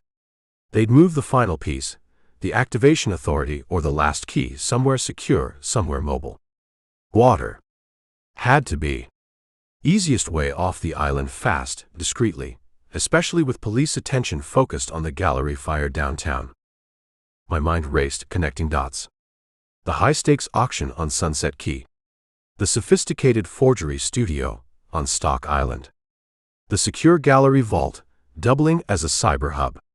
This wasn't some slapdash operation. It was layered, professional. They'd have an escape plan. A boat ready. Where? Galleon Marina, maybe. Closest deep-water access to both Stock Island and the main channel out. I needed wheels fast. Ditched my previous rental blocks ago. Spotted a row of those ridiculous electric golf cart-like conch cruisers tourists rented, parked haphazardly near a closed t-shirt shop. One still had the key dangling. Not fast, not subtle, but available. I hopped in, the electric motor whining pitifully as I gunned it towards the Truman waterfront and the galleon complex. The marina was quieter than usual, the late-night fishing charters already out, the tourist catamarans dark. But not entirely quiet. Down at the far end, near the fuel docks, lights blazed aboard a sleek, aggressively modern yacht, maybe 80 feet, all dark-tinted glass and sharp angles, flying a Cayman Islands flag. The Serafina. Men moved quickly on deck, casting off lines, a low thrum indicating powerful engines warming up. A black SUV, identical to the ones I'd seen Vance's security use in Panama, sat idling on the pier beside the gangway. Just as I pulled up, keeping the ridiculous electric cart in the shadows, the secure comms channel on my burner tablet pinged. Sully. Jack, cross-ref gallery alert. Known Ouroboros assets KW to yacht Serafina, Galleon Marina berth D12. Registered Shell Corp, Cayman. Matches known syndicate escape transport profile. Making immediate departure. High probability carrying primary operator, the curator, and/or final activation key device for Golden Fleece. Last chance. Sully confirmed it. This was the getaway vehicle, carrying the final piece needed to launch the swift attack. And it was leaving now. No time to call Finch, no time for backup. Just me, the golf cart, and the Makarov I'd retrieved, which felt woefully inadequate. I needed a boat. Fast. My eyes scanned the nearby slips. Saw it. A low-slung, obscenely powerful-looking cigarette boat, all gleaming fiberglass and monster engines, probably belonging to some coke dealer or hedge fund manager trying to recapture his youth. Covered, but the keys were almost certainly aboard or hidden nearby. Ignoring the potential alarms, I jumped aboard, ripped back the canvas cover. Bingo. Keys in the ignition. Turned them. The twin engines roared to life with a sound like tearing thunder, shattering the marina's quiet. Lights snapped on along the docks. Shouts erupted from the Serafina as they saw me. Too late. I slammed the throttles forward, the cigarette boat leaping out of the slip like a scalded cat, sending up a huge wake that rocked the nearby vessels violently. Cleared the marina entrance channel just as the Serafina cast off her last line, her own powerful engines rumbling as she began to maneuver out towards open water. The chase was short, brutal. The Serafina was fast for a yacht, but the cigarette boat was pure, unadulterated speed. I closed the distance quickly as we cleared the harbor markers, heading into the dark expanse of the straits. Floodlights snapped on aboard the yacht, sweeping the water, trying to blind me. Gunfire followed, automatic weapons spitting tracers that skipped menacingly across the waves towards me. I weaved, using the smaller boat's agility, spray flying high, the roar of the engines deafening. Got alongside the yacht's stern quarter, matching her speed in the choppy water. Figures leaned over the railing above, firing down. Bullets chewed through the fiberglass near my head. Time to board. Timing the swell, I spun the wheel hard, bumping the cigarette boat deliberately against the yacht's stern swim platform. Grabbed the low railing there, hauled myself aboard just as my own boat, controls abandoned, veered away, and eventually stalled out, wallowing in our wake. Landed hard on the teak swim platform. 2 crew members rushed me, one swinging a boat hook like a medieval mace. I ducked under the wild swing, used the Makarov as a club, then kicked the second man overboard into the dark water. Didn't wait to see if he surfaced. Scrambled up the curved steps towards the main aft deck. More guards. Khakis again, syndicate standard issue. Opened fire as soon as they saw me. I dove behind a wet bar, glass shattering, expensive liquor bottles exploding around me. Returned fire sparingly, needing to conserve ammo, needing to push forward. Where was the target? The curator. The final activation key? Likely the bridge or the master suite. Fought my way forward through the yacht's opulent interior, plush carpets soaked with spilled drinks and maybe blood, abstract art bolted to the bulkheads, panicked crew members cowering in corners. 2 more guards went down in a messy exchange of fire in a ridiculously over-decorated main salon. Reached the companionway leading up to the bridge. The door burst open before I reached it. Sparrow stumbled out, pushed from behind, terror wide in his eyes. Behind him stood a figure I recognized instantly from surveillance photos Finch had provided. The curator, the man reportedly overseeing the forgery operation. Older, sharp-featured, dressed in an expensive captain's blazer, holding a compact laptop in one hand and a small, deadly-looking machine pistol in the other. Kincaid. The curator's voice was clipped, precise. You are proving remarkably inconvenient. He shoved Sparrow towards me. My associate here informs me you survived the gallery's welcome party. Unfortunate. The game's over, I growled, keeping my pistol trained on the curator, ignoring Sparrow for the moment. The swift attack fails. On the contrary, the curator smiled thinly.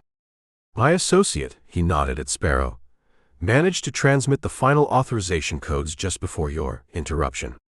The payload is likely activating as we speak. This, he held up the laptop, is merely confirmation and control. He gestured with the machine pistol. Now, be reasonable. Give me the Diebenkorn you acquired. It contains sentimental value. And perhaps I'll let my young friend here live. Sparrow looked at me, pleading silently. Another manipulation. Another choice. Then, one of the guards I thought I'd neutralized back in the salon staggered up the companionway behind the curator, raising his weapon. Instinct took over. I fired my last 2 rounds, dropping the guard, but the distraction was enough. The curator fired his machine pistol. Not at me, but at a console near the bridge doorway. Sparks erupted, alarms shrieked louder. Then he hurled the laptop towards a bank of electronic equipment, where it crashed and shattered. Sabotaging his own control. Or creating a final diversion. Before I could react, he grabbed Sparrow again, dragging him towards the yacht's starboard railing where an inflatable life raft was already deploying automatically. Some accounts must be settled personally, the curator snarled, shoving Sparrow towards the raft, then turning back to face me, raising his machine pistol again. But the damage he'd caused to the yacht's systems, combined perhaps with the earlier firefight, found a critical point. A deep whoomph echoed from below decks, followed by the smell of burning fuel. Flames suddenly licked up from an engine room vent near the stern. The yacht lurched violently. The curator stumbled, firing wildly. I dove for cover as bullets stitched the deck. When I looked up, the curator was gone. He must have jumped for the life raft with Sparrow, just as the first real explosion rocked the yacht, sending a fireball blooming from the stern. The Serafina was dying, burning, likely sinking. Sirens wailed across the water, closer now. I was alone on a burning yacht, the cyber attack possibly still launching. The curator and Sparrow vanished into the night. I dragged my aching body towards the port railing, away from the main fire, and looked down at the dark churning water. Only one way off this floating inferno. Again. Chapter 11. Flames roared now from the Serafina's stern, casting flickering, hellish light across the aft deck. The yacht listed heavily to starboard, The sounds of groaning metal and secondary explosions from below deck, indicating she was taking on water fast. Sirens screamed across the water, much closer now, blue and red lights flashing, multiple vessels converging. Rescue or capture. Didn't much matter if the global economy imploded in the next 5 minutes. My leg was on fire, the pain a blinding white noise threatening to pull me under. Propping myself against a scorched bulkhead, I fought to stay conscious, focused. The curator's parting shot, payload activating as we speak, wasn't just bravado. Sparrow, the terrified coder, had likely built the activation trigger flawlessly, even if he claimed coercion. The blockchain update linked to the auction, the final key embedded in the painting I'd bought, the sequence was likely in motion. I needed Sully. Now. The bridge was an inferno. The main salon electronics were wrecked. My burner tablet was likely smashed during the fight, or soaked beyond use. Think. Emergency comms. Every yacht this size had backup systems, EPIRBs, maybe a sat phone in a ditch bag. Ignoring the spreading flames and the yacht's increasingly severe list, I dragged myself towards the companionway leading below again, hoping to find a less damaged section, maybe near the crew quarters or a secondary navigation station. Smoke filled the corridor, stinging my eyes, choking me. Found a storage locker, wrenched it open. Flares, first aid kit, useless now, inflatable life vests, and there, tucked in the back, a waterproof Pelican case. Snapped it open. Inside, blessedly intact, sat a satellite phone, the heavy-duty kind designed for maritime emergencies. Powering it on felt like it took an eternity, my fingers clumsy, slick with sweat and blood. Got a signal. Punched in the encrypted speed dial for Sully's emergency channel, praying he was monitoring, praying the yacht's remaining power held. It connected. Sully's voice, filtered but blessedly familiar, cut through the static. Jack. What the hell is going on? Seeing major incident reports, Key West Harbor, vessel on fire. Sully, listen. I interrupted, urgency making my voice raw. Forget the fire. Cyber attack. Ouroboros. Operation Golden Fleece. Golden Fleece. Confirmed. The financial exploit? Sully's voice sharpened instantly, shedding any trace of casualness. Confirmed. Target Swift Zurich core node. Payload delivered via Diebenkorn forgery, fiber optic carrier. Activation tied to blockchain provenance update, from auction tonight. Final authorization likely sent just minutes ago. You need to stop it. Now. I relayed the target identifier code Sparrow had inadvertently revealed, the one I'd tried to use with the useless nullifier drive. Silence for a heartbeat. Then the rapid click of Sully working his keyboard magic echoed faintly over the connection. Okay, got it. Zur_Swift_core. Providence trigger, polymorphic payload. Shit, this is sophisticated. More typing. Trying backchannel contact bis Zurich, needs secure handshake. Damn protocols. Okay, relaying alert, high priority, emphasizing Ouroboros link, potential state-level attack vector. Is it working, Sully? I coughed, smoke thickening around me. The yacht lurched again, settling lower in the water. Searchlight beams from the approaching Coast Guard cutter swept across the superstructure above. Don't know yet. Zurich acknowledged the alert, initiating security lockdown, but the payload might already be inside their firewalls, looking for anomalous traffic there. Seeing probes matching the exploit signature, attempting remote network isolation, need admin override. More frantic typing sounds. Come on, you Swiss bastards, pick up the goddamn secure line. I could hear the strain in his voice, the race against invisible digital adversaries happening thousands of miles away, while my own world narrowed to the burning, sinking yacht and the approaching lights. Could remote intervention even work against something this advanced, this close to execution? Got contact. Sully suddenly barked. Feeding them threat signature data.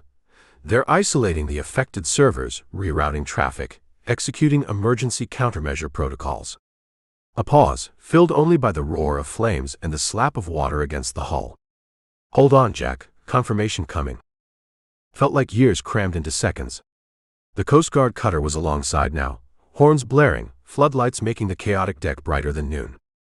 Figures moved on its deck, preparing boarding lines or rescue gear. Confirmed. Sully's voice finally came back, tight with relief, but edged with exhaustion.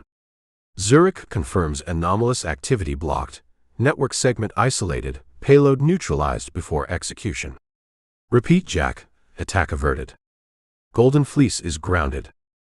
A wave of dizziness washed over me, the release of tension almost overwhelming the pain. We did it. Stopped the unthinkable. The cost hadn't fully registered yet, but the immediate catastrophe was prevented. Good work, Sully, I managed to croak, smoke searing my lungs. Yeah, well, don't expect a thank you card from the Swiss bankers, he retorted gruffly. Now, about your situation. Coast Guard is swarming you. How compromised are you? Cover's blown sky high, I coughed. Finch's money is probably traceable. The Diebenkorn.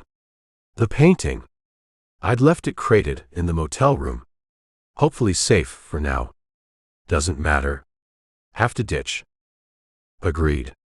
Can't risk official channels grabbing you with those Florida warrants active, even with this Ouroboros angle. National security override only stretches so far. Sully was already thinking ahead. Can you get clear of the yacht before they board? Working on it, I said, eyeing the dark water just beyond the railing. Okay. Activated your secondary locator beacon, the deep water one.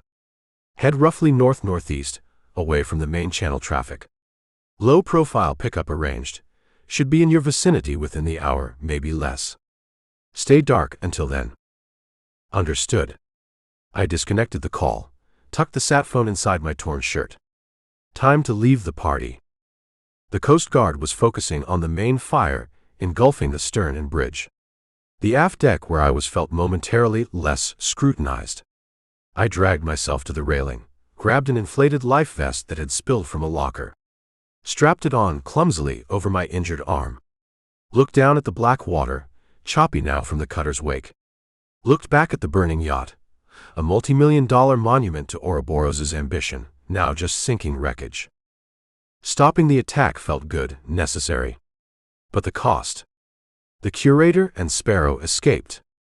The painting Kincaid bought might be useless now, the exploit burned, but the syndicate knew he had it, knew he was involved. The leads generated by tracking the cyber network, the digital Hydra connections back to Vance, all gone, wiped clean by the very act of stopping the attack, buried under official investigations that would likely go nowhere near the real puppet masters. Ouroboros had lost this battle, lost their cyber weapon, lost this operational node. But the snake remained hidden, vast and untouched. With a final glance at the approaching Coast Guard cutter, I slipped over the railing, hitting the surprisingly warm water with a jolt that sent agony through my leg and arm.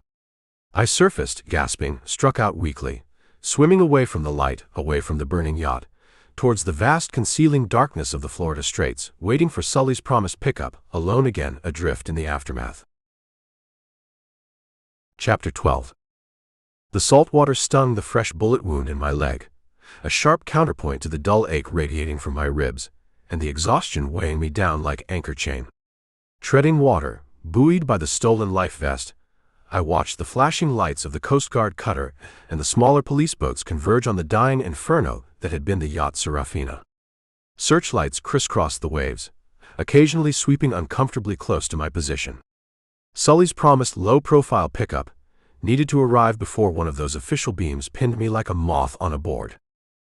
It materialized out of the darkness maybe 30 minutes later, a low-slung, ridiculously fast-go-fast boat running without lights, twin engines throttled down to a near-silent burble. Two figures aboard, featureless in the gloom, professionally anonymous.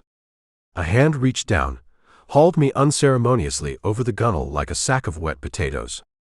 No questions asked, no greeting offered. They stripped the emergency beacon off my vest, tossed it overboard, then opened the throttles. The boat surged forward, leaving the chaotic rescue scene far behind, melting back into the vast darkness of the Florida Straits.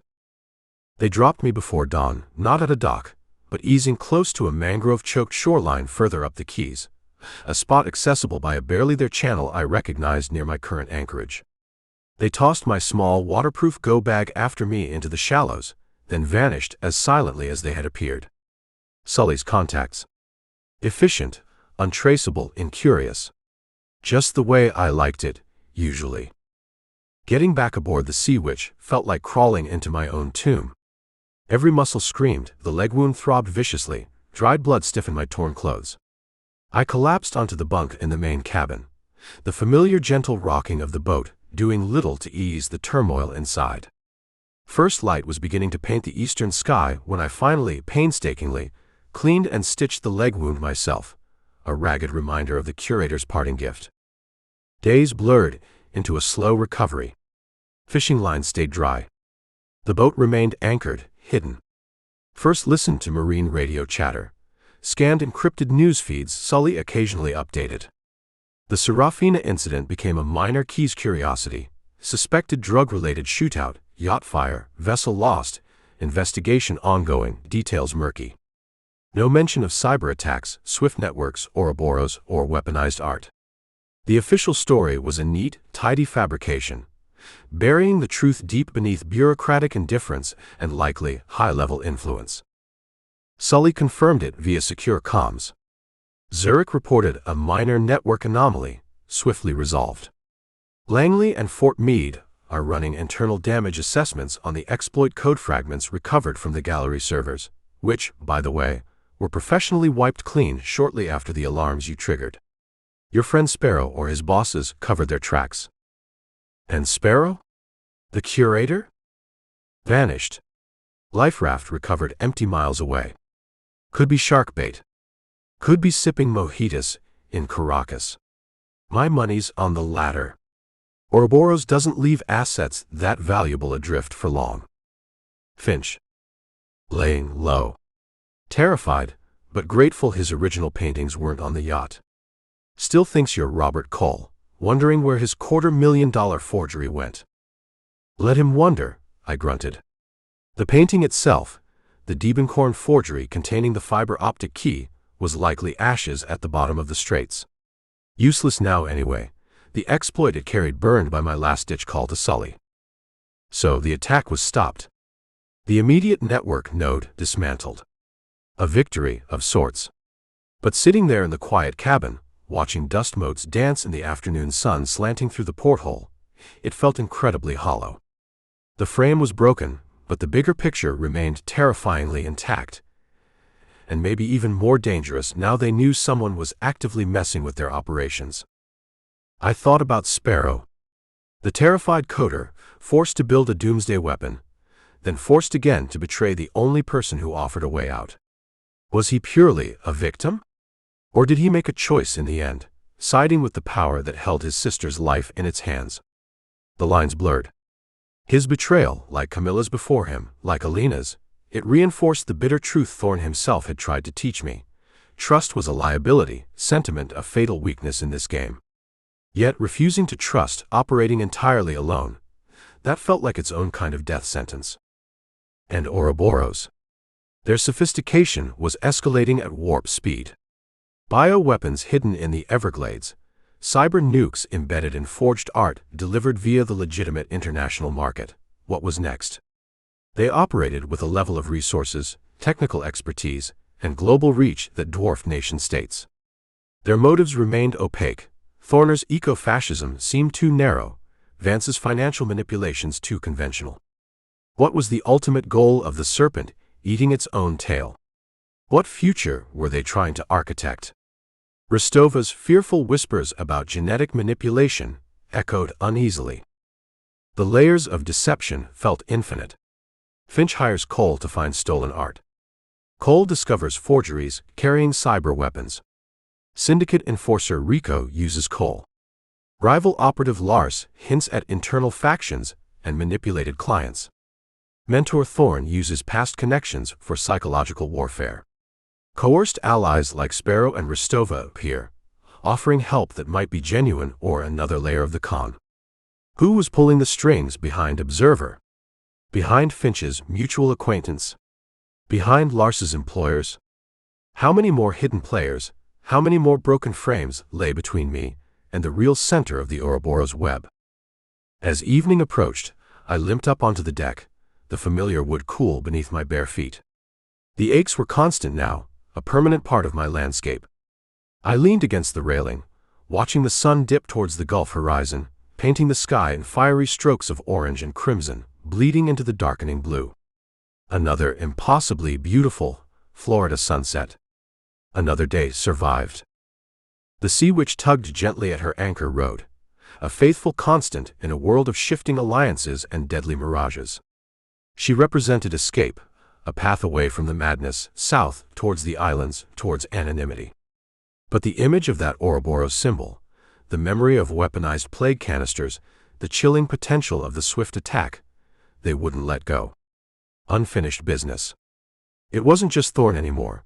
It was the whole damn shadowy infrastructure that allowed men like him, like Vance, like Croft, to thrive. The last sliver of sun vanished, leaving behind a sky bruised purple and indigo. The first stars pricked the darkness. Somewhere out there the serpent kept moving, unseen, patient, planning its next strike. And here I was, a battered spy on a borrowed boat, clinging to a fragile existence on the edge of the storm. Resting wasn't an option. Running felt futile. Which left fighting. Finding the next thread, however thin, and pulling, until something or everything unraveled. The quiet of the anchorage felt less like peace tonight, more like the deep breath before the plunge.